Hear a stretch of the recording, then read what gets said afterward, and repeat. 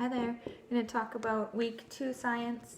So again, the experiments are in the Van Cleves experiment book, and we're going to be, for week 2, doing number 24 and number 26. So number 24 is Mirage, and the supplies that Sheena will get to everybody are this modeling clay, water, plastic cups, and a coin.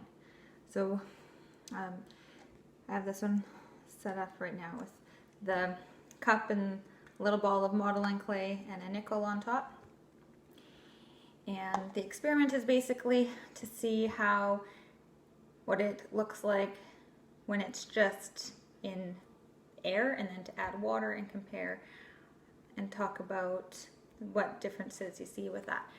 So to start, you just have set up like this. You can get the students to walk back and see what changes.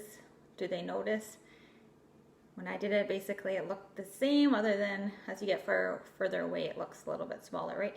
So then you would pour, or you could ask, I guess, before you poured it, ask them what they think would happen when water is added.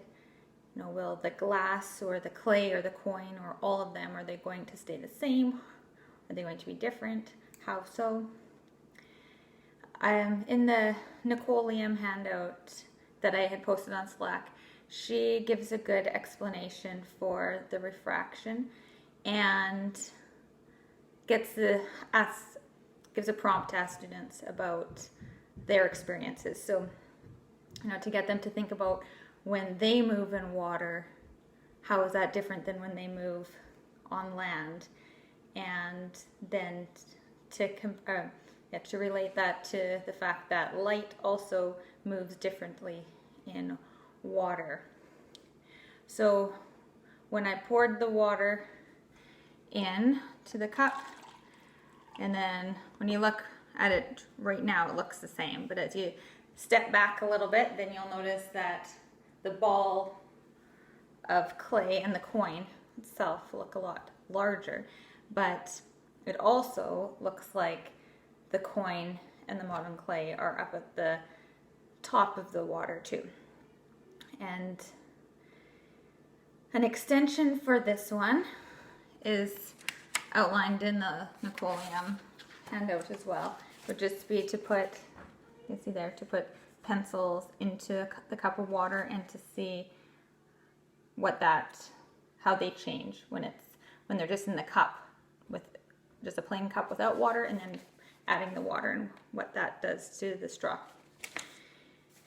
And I think that's kind of it for the Mirage one.